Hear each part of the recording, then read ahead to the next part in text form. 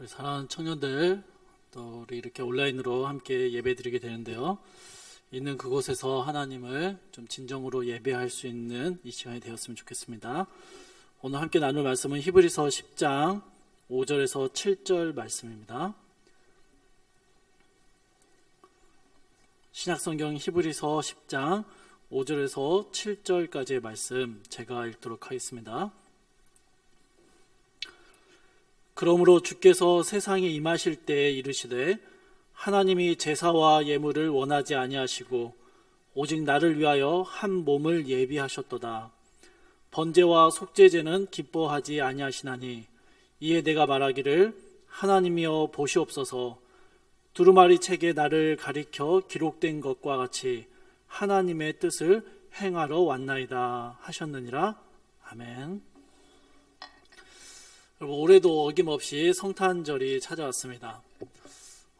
제가 철들고 나서 늘 들었던 말들이 해마다 불경기다 그러면서 올해는 더 성탄절 분위기가 안 난다, 예전 같지 않다, 그런 이야기를 많이 들었던 것 같습니다. 그런데 제가 기억하기로는 제 기억 안에서는 올해가 아마도 가장 조용한 성탄절 준비가 되지 않을까라는 생각이 듭니다. 올 한 해 전 세계는 코로나로 인한 두려움과 많은 어려움들, 슬픔과 낙심에 사로잡혀 있고 지금 이 순간에도 확진자들이 늘어나면서 참 많은 어려움들을 겪고 있습니다. 그래서 올해의 성탄절은 떠들썩한 행사나 축제들이 많이 사라졌습니다. 저희 교회도 늘 해오던 전야제가 취소되고 성탄절 당일 예배도 비대면으로 드리게 됩니다. 사람들의 발길이 줄어들어든 거리에는 반짝이는 성탄 장식들도 요즘에는 잘 많이 보이지 않는 것 같습니다. 전 세계인들이 함께 들뜨고 함께 즐겁고 수많은 향락에 빠지곤 했었던 예전의 모습과 너무 달라진 이런 성탄절의 모습 때문에 아마 많은 사람들은 성탄절 분위기가 잘 나지 않는다, 그런 생각을 하는 것 같습니다.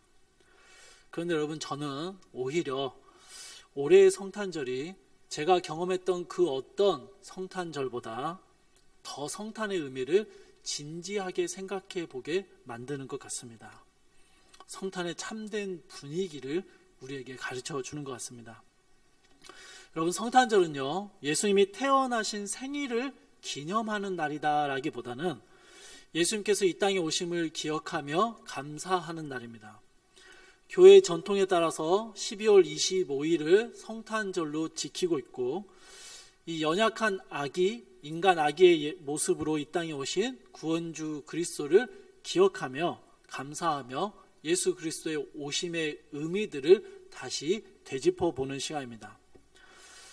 그리스도의 오심을 감사하며 기뻐하며 즐거워하는 날인 것 역시 맞지만, 그러나 또한 하나님께서 이 땅에 예수 그리스도를 보내셔야만 했던 그 의미들, 그 무거운 의미들이 담겨 있는 것도 맞습니다.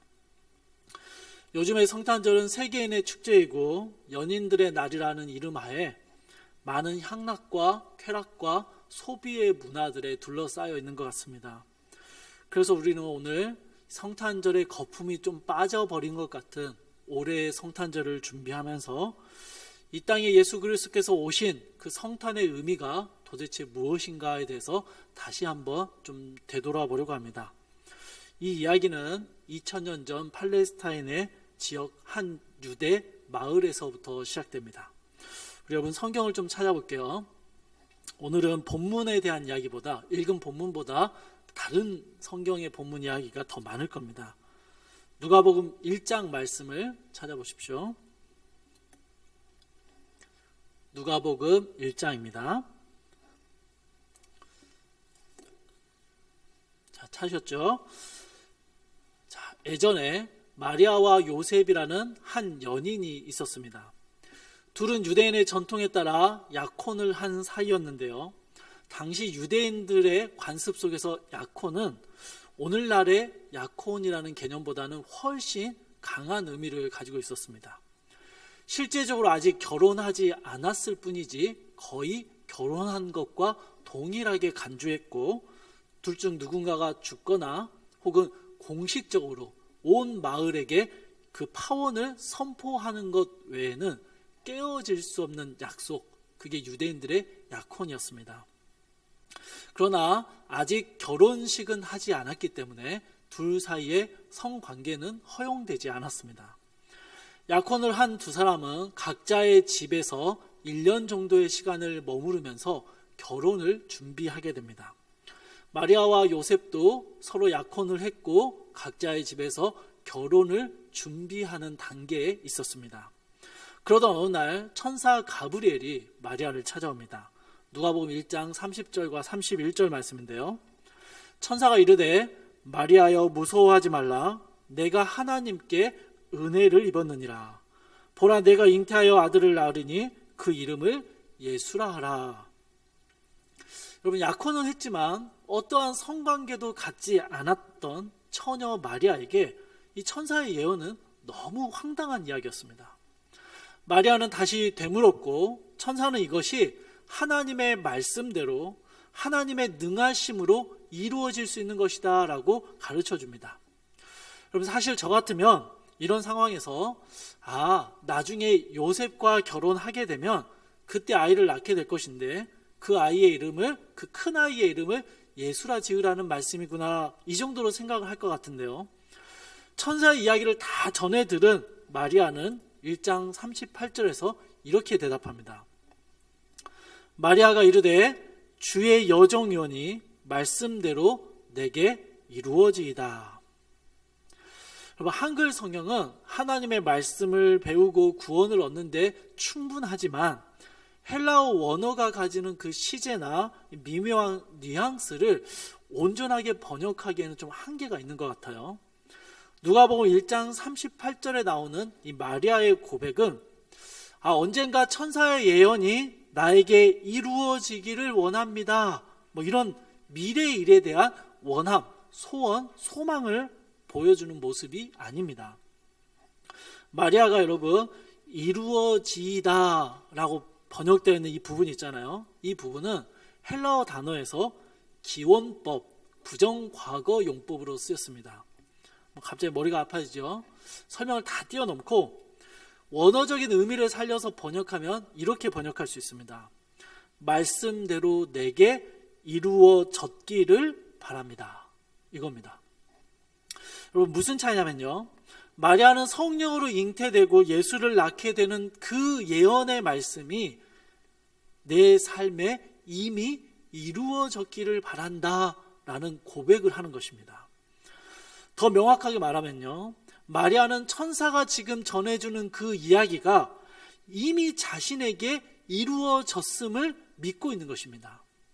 먼 훗날 요셉과 정식으로 결혼한 이후에 일어나게 될 미래의 사건이 아니라, 혹은 언젠가 이루어지게 될 소망 정도가 아니라 그 말씀이 지금 나에게 이루어졌다라고 고백하고 있는 것입니다. 마리아는 하나님의 말씀이 지금 자신에게 이루어졌음을 믿었습니다. 그래서 이 고백을 한 직후에 마리아는요, 즉각적인 행동을 보여줍니다. 누가복음 1장 39절과 40절 말씀입니다. 이때 마리아가 일어나 빨리 산골로 가서 유대 한 동네에 이르러 사가랴의 집에 들어가 엘리사벳에게 문안하니. 천사와의 만남이 끝나자마자, 이제 천사가 마리아의 고백을 듣고 자리를 뜨자마자 마리아는요, 먼 친척이었던 엘리사벳의 집으로 곧장 달려갑니다. 여러분, 1장 39절에서 빨리라는 단어가 들어가 있잖아요. 성경에서 좀 의외로 들어가는 단어입니다. 보통 이런 표현들이 잘 안 나와요. 그런데 빨리라는 단어가 들어갈 정도로 마리아는 그 즉시 급하게 서둘러서 엘리사벳의 집으로 달려갔습니다. 그리고 누가복음 1장 56절을 보니까요, 마리아가 석 달쯤 함께 있다가 집으로 돌아가니라 라고 기록하고 있습니다. 여러분, 우리 미혼인 우리 청년들은 아마 누가복음 1장 56절에 나오는 이 언급이 어떤 의미가 있는지를 쉽게 잘 알 수 없을 겁니다. 천사를 만난 직후 이 친척 언니 엘리사벳의 집으로 간 마리아는 3개월 정도를 그 집에서 머무른 다음에 나왔습니다.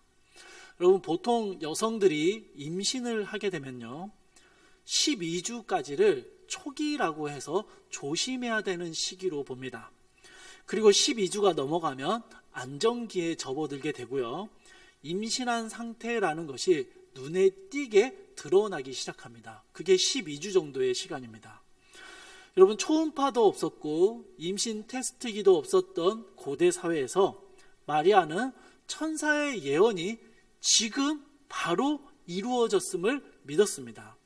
그래서 재빠르게 엘리사벳의 집으로 들어갔습니다. 왜냐하면 엘리사벳의 남편이었던 사가랴는 세례 요한의 아버지이자 그 당시에 제사장의 직분을 가지고 있었기 때문입니다. 이후에 마리아가 남자와 전혀 접하지 않았음에도 임신했고 임신의 과정을 겪었다라는 것에 대한 확실한 증인으로서 제사장인 사가랴가 그 증인이 되어줄 수 있었던 것이죠. 마리아는 그래서 엘리사벳 집에 들어가 칩거하며 그곳에서 3개월의 시간을 보내게 됩니다. 여러분, 지금도 마찬가지입니다만 고대 사회에서 처녀가 임신했다라는 것은요, 결코 받아들여질 수 없는 사건이었습니다. 특별히 유대인들에게는 더욱 그랬습니다. 여성의 성적인 문제에 있어서 굉장히 민감하게 반응했던 유대의 여러 율법들은요, 마리아를 간통하고 부정한 여인으로 취급할 것이 분명했습니다. 엘리사벳의 집에 머물러 있는 3개월의 시간 동안 마리아는 정말 많은 생각과 고민들을 했을 것입니다. 하나님의 말씀을 그대로 믿었고 믿음의 순종과 즉각적인 반응을 보이긴 했지만 마리아는요, 이 임신 소식을 3개월이 넘도록 약혼자 요셉에게 알리지도 못했습니다. 안전한 곳을 찾아 엘리사벳의 집으로 들어갔고 3개월의 시간 동안 적극적으로 사람들 앞에 나서서 변명하지도 못하고 끙끙대며 답답하고 인내의 시간을 보냈던 마리아는 자신의 몸에서 계속해서 일어나는 임신 반응을 보면서 하나님의 말씀이 정말로 이루어지고 주님의 은혜가 자신에게 부어졌다라는 사실이 실감나면서 그 은혜에 감격했을 것입니다. 그러나 여러분, 한편으로는요, 얼마나 많은 고민과 근심이 마리아에게 있었을까요? 마리아가 예수님을 잉태한 것은 정말 놀라운 은혜였지만, 기쁨이었지만 또한 한편으로는요, 혼란스러움과 걱정과 근심을 가져다 주는 일이었습니다. 그 3개월의 시간 동안 마리아 안에 어떤 일이 일어났는지 성경은 기록하지 않지만 마리아는 이제 조금씩 배가 불러오는 3개월이 지난 시점에 엘리사벳의 집을 나와서 세상과 마주하게 됩니다. 마리아의 모습을 본 사람들은요, 그녀가 임신했다는 사실을 즉각적으로 알아차렸고 그 소문은 약혼자 요셉의 귀에까지 들려지게 됩니다. 요셉에게는요, 마리아의 부정함을 공식적으로 선언하고 심한 경우에 마리아를 돌로 쳐 죽이는 처벌을 내릴 수 있는 권한이 있었습니다. 그러나 요셉은 조용히 관계를 끊어내고 약혼을 파기하는 것으로 이 일을 마무리하려고 했습니다. 그런데 여러분, 성경 어디를 읽어봐도요, 요셉이 이 일을 알게 되고 이 일에 대한 어떤 처리를 결정하는 그 과정에서 마리아가 요셉에게 어떠한 변명이나 사정을 설명하는 내용이 하나도 나오지 않습니다. 오히려 천사가 요셉의 결정 가운데 찾아와서 일의 전말을 다 알려주며 마리아를 데려오도록 이야기합니다. 요셉은 즉시 마리아를 데려왔고 아기가 태어날 때까지 동침하지 않으면서 마리아를 보살펴 주었습니다. 아마 6개월에서 7개월 정도의 시간을 그렇게 함께 지냈을 텐데요. 여러분, 이 기간 동안 요셉과 마리아의 가정이 어떤 모습이었을 거다라고 상상이 되십니까? 막 매일매일 일반적으로 자녀를 임신한 가정이 그러하듯이 매일매일 그 배를 만지면서 말도 걸고 태동을 느끼면서 신기하고 기뻐하고 막 매일매일 감사하고 기뻐하는 그런 가정의 모습이었을까요? 저는 마리아와 요셉이 굉장한 믿음의 결단의 모습을 보여줬다라고 생각합니다. 그러나 출산하기 전까지 이 가정은 마냥 기쁘고 행복한 시간을 보냈을 것이다 라고는 생각되지 않습니다. 얼마나 어색했을까요? 얼마나 둘 사이에 불편함이 존재했을까요? 때때로 혼란과 의심이 찾아오지는 않았을까요? 아니, 주변에서 자세한 내막을 알지 못하는 사람들이 악의적인 소문과 비난을 쏟아낼 때 두 사람은 자꾸 흔들리고 어려움을 느끼게 되는 그 마음을 품고 살아야 했을 것입니다. 유대 사회는 굉장히 강한 결속력을 가지고 있는 마을 공동체를 이루었기 때문에 굉장히 힘든 시간이 이 두 사람의 6개월의 7개월의 시간을 보내게 됐을 것입니다. 그런데 그렇게 힘들게 출산의 시기를 기다리는데 출산이 다 가까이 왔을 때 즈음에 또 하나의 사건이 일어납니다. 로마가 식민지 사람들 전체에게 호적을 등록하라라는 명령을 내리게 됩니다. 나사렛에 살고 있었던 요셉도 아내 마리아를 데리고 호적을 등록하기 위해서 베들레헴이라는 곳으로 떠나게 되었습니다. 만삭의 아내를 이끌고 아무런 연고가 없는 베들레헴에 호적을 등록하러 갔는데요. 때마침 마리아가 거기에서 출산을 하게 됩니다. 잘 아는 대로 한 여관의 마구간에서 아기 예수님이 태어나게 되는 것이죠. 여러분 잘 생각해 보세요. 천사로부터 엄청난 예언의 말씀을 들었습니다.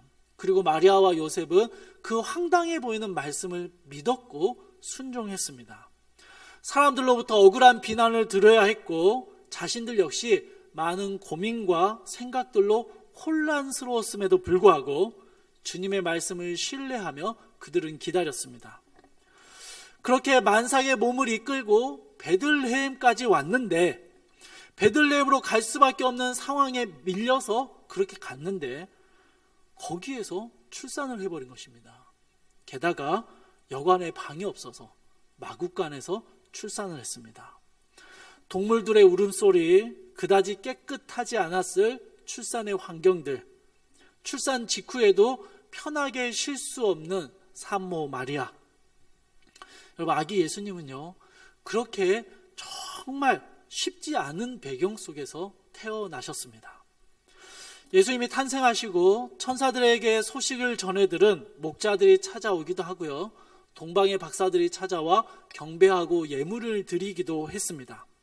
그러나 여러분 아직 마리아와 요셉이 베들레헴에 머물고 있던 그 시간, 그 유명한 헤롯의 유아 살해 사건이 일어나게 됩니다. 베들레헴과 인근 지역에 있는 갓난 아이를 다 잡아 죽이는 헤롯의 무자비한 정책이, 이 죄악이 범해지는 것이죠. 베들레헴과 그 인근 지역에는요 갓난 아이를 잃어버린 부모들의 통곡 소리로 가득 차게 되었습니다. 여러분 이들이요 이 갓난 아이를 죽음을 맞이하게 된 사람들이요 아기 예수님의 탄생을 축복할 수 있을까요? 헤롯의 잔인한 죄악 때문이긴 하지만 예수님을 죽이기 위해 일어났던 이 처참한 사건 앞에서 그들이 성탄의 기쁨을 누릴 수 있었을까요? 여러분 예수님이 이 땅에 태어나시던 그때는요 축복과 기쁨, 기대와 즐거움이 넘쳐나는 그런 상황은 결코 아니었습니다. 세상은 베들레헴 마구간에서 갓 태어난 한 아이의 출생에 별로 관심이 없었고요. 도리어 예수님의 출생을 둘러싸고 출생의 비밀들, 많은 오해와 혼란스러움들, 무자비한 헤롯의 죄악과 자식을 잃어버린 부모들의 통곡 소리가 예수님의 탄생 주변을 가득 애워싸고 있었습니다. 예수님이 이 땅에 오셨다는 것은 놀라운 축복과 은혜임이 분명했지만 예수님의 오신 이 땅은 결코 기쁨과 즐거움을 누릴 수 있는 그런 상황이 아니었다라는 것이죠. 여러분, 성탄은요, 예수 그리스도께서 이 땅에 오신 그 날은요, 결코 기쁨과 축제의 날로 오지 않으셨다라는 것입니다. 요한복음 1장에서는 예수님의 탄생, 예수님의 오심에 대해서요, 어둠 가운데 오신 빛이다 라고 설명했고요. 이사야는 예수님의 오심에 대해서 이렇게 설명합니다. 흑암에 앉은 백성과 사망의 땅과 그늘에 앉은 자들에게 비추어진 빛이라고 예언했습니다. 여러분, 우리는 빛을 설명해요. 빛만 봅니다.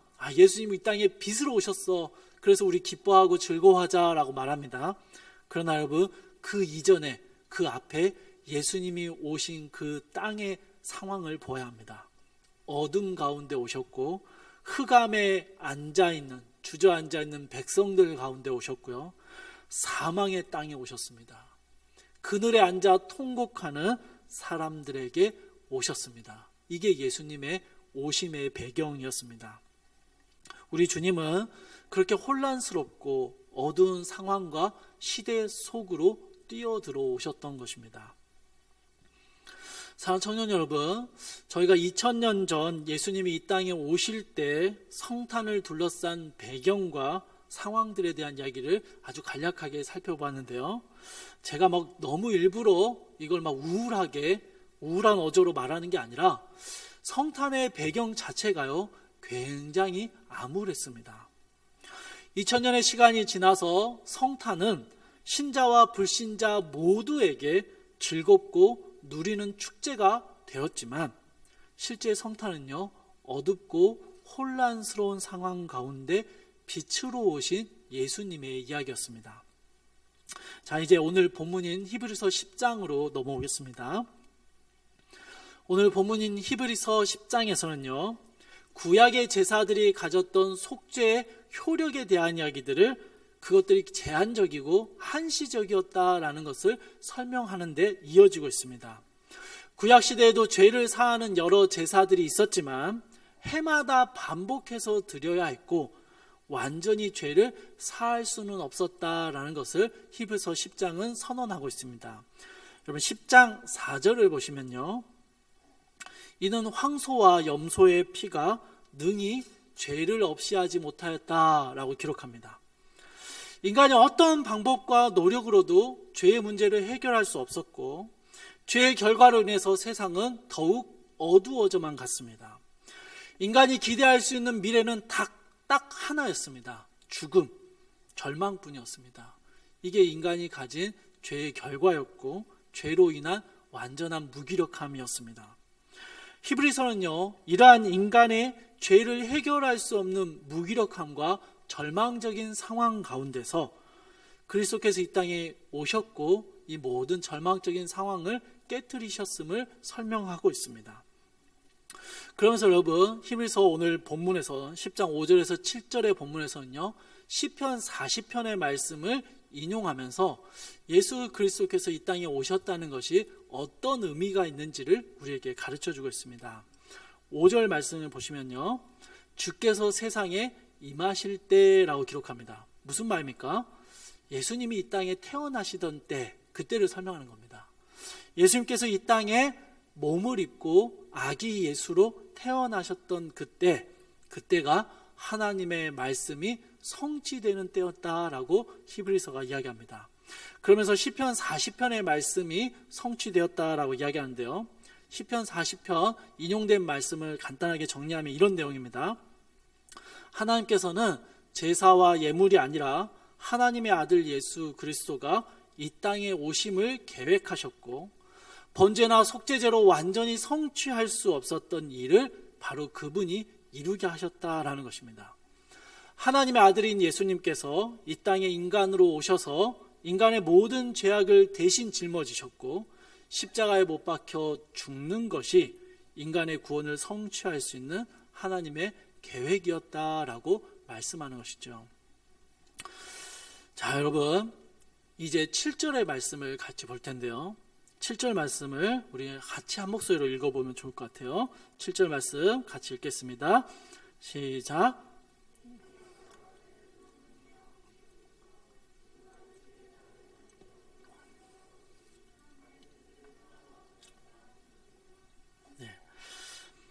여러분, 사실 제가 오늘 설교 가운데 여러분과 나누고 싶은 말씀, 사실 7절 할 말씀 이거예요.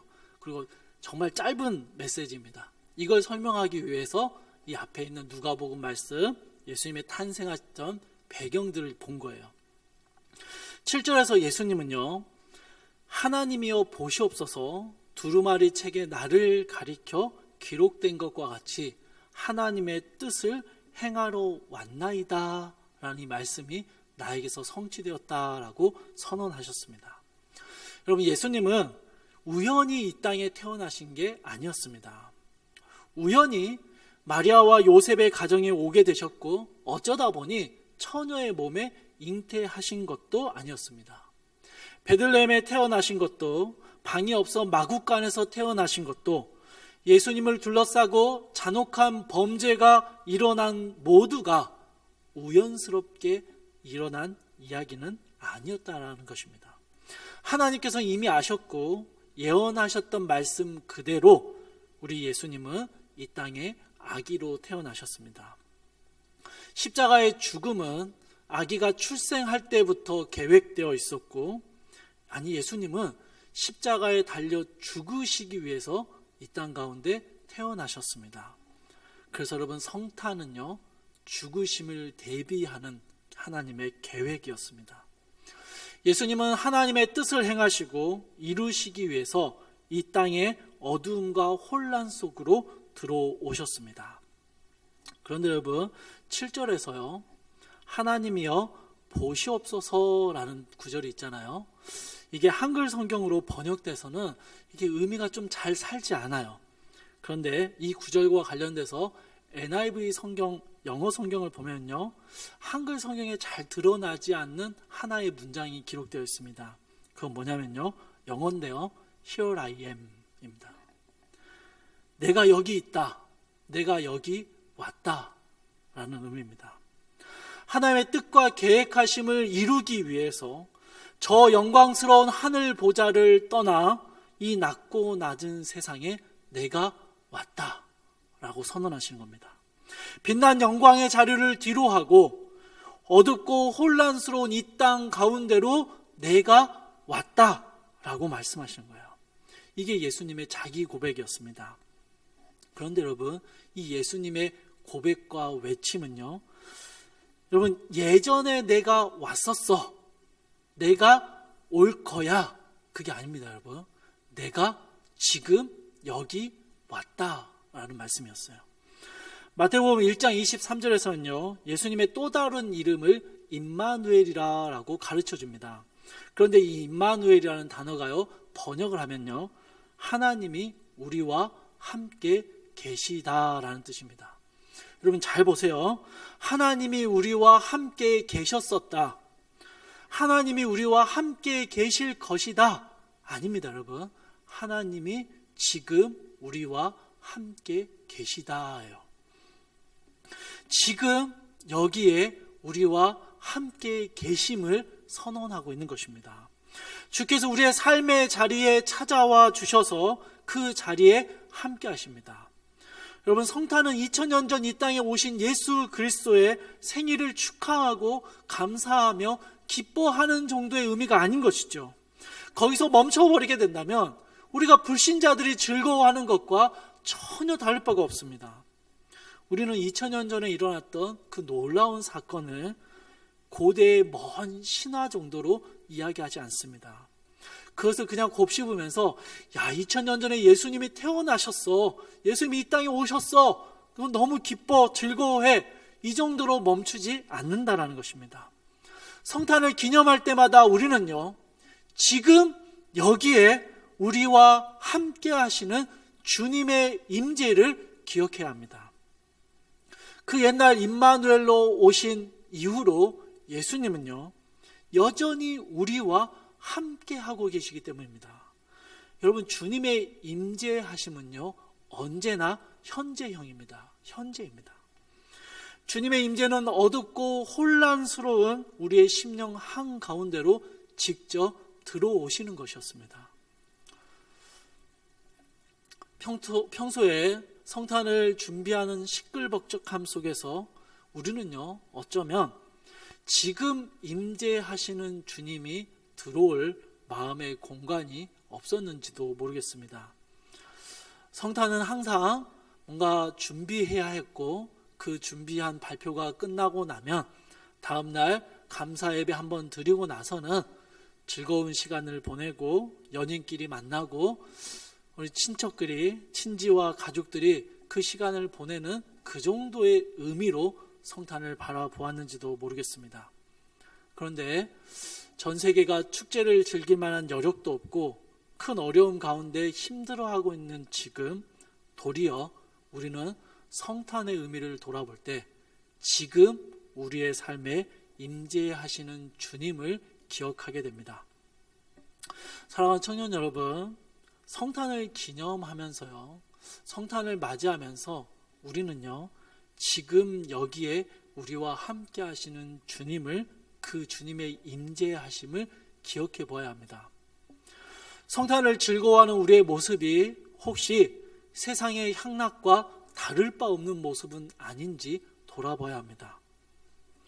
2000년 전 예수님께서 이 땅에 오시고 십자가에 달려 죽으심으로 주님의 일하심이, 임재하심이 끝이 났다면 우리는 그냥 과거의 하나님의 임하심을, 임재하심을 기념하고 기뻐하면서 감사하면서 해마다 찾아오는 성탄을 그렇게 기념하며 지나가면 될 것입니다. 그러나 여러분, 그렇지 않습니다. 성탄은요, 지금 여기 임하시는 임마누엘의 하나님의 임재를 보여줍니다. 예수님께서는 요한복음 10장 10절에서요, 예수님이 이 땅에 오신 목적을 이렇게 설명하셨습니다. 내가 온 것은 양으로 생명을 얻게 하고 더 풍성히 얻게 하려는 것이라. 십자가에 달려 죽으시면서 우리에게 생명을 선물로 주셨을 뿐만 아니라 매일매일 현재의 삶 속에서 그 생명의 풍성함을 누릴 수 있게 하시기 위해서 주님은 이 땅에 오셨다. 그리고 지금도 임재하고 계신다라고 말하고 계시는 것이죠. 사랑하는 청년 여러분, 이 땅에 죽기 위해 임하셨고 지금 여전히 우리와 함께 하시는 주님을 우리가 기억하며 이 연말의 시간을, 성탄을 맞이할 수 있으면 좋겠습니다. 여러분, 매일의 삶 속에서 우리가 주님의 임재하심을 경험하게 되잖아요. 그러면요, 우리는 자연스럽게 그 주님을 예배하게 됩니다. 그 주님 앞에 겸손하게 엎드리게 되고요, 주님이 나와 함께 하시는 나의 하나님이시다라고 고백하게 됩니다. 여러분, 여러분의 삶에 하나님을 향한 예배가 멈춰버렸습니까? 하나님을 향한 예배가 점점 시들해지고 있습니까? 하나님 앞에 엎드려 기도하는 것이 여러분 이제 점점 식상해지고 어려워집니까? 주님이 나와 함께 하시는 나의 하나님, 내 삶에 역사하시는 내 하나님이라는 고백이 점점 줄어들고 있습니까? 여러분, 다른 게 아닙니다. 여러분의 삶에 여전히 임재하시는 그 주님을 경험하지 못하고 있기 때문입니다. Here I am, 나는 여기 있다, 내가 여기 왔다 라고 선언하시는 그 예수님의 선언은요, 2000년 전에도 그리고 2020년 지금 우리 가운데도 동일하게 선포되고 있습니다. 사랑하는 성도 여러분, 사랑하는 청년 여러분, 여러분의 삶에 실제적으로 임재하시고 지금 임재하시는 주님의 임재하심을 우리가 누릴 수 있으면 좋겠습니다. 그 주님의 임재하심을 경험하고 우리의 삶에 동일하게 매일매일 주님 앞에 서는, 주님 앞에 내가 살고 있음을 고백할 수 있기를 바랍니다. 주님의 함께 하심이 오늘 지금 여러분의 삶 속에 함께 하고 계심을, 임재하고 계심을 꼭 기억하시며 이 주님의 임재하심을 붙드는 한 주, 또 성탄절 남은 한 해의 삶이 되기를 주님의 이름으로 축복합니다.